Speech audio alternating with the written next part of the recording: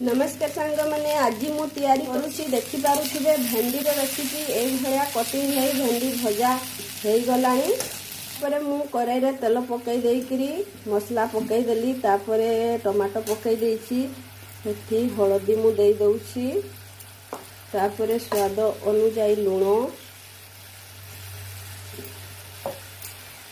तो भल भाव मसलाटा फ्राई हो जाऊ तापरे मु सेथिरे ऐड करली किछि आलू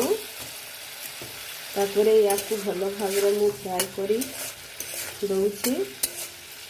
मसला कषे गला परे मु भेंडी को सेठी पकेइबी। तो वर्तमान मोर मसला रेडी तो फ्राई होइथिबा भेंडी को मु एठी वर्तमान पकेइ देछि तो देखि पारथिबे एमती ही तो आपण मैंने भलिया करंतु आउ मजा नियंतु तो रहिली।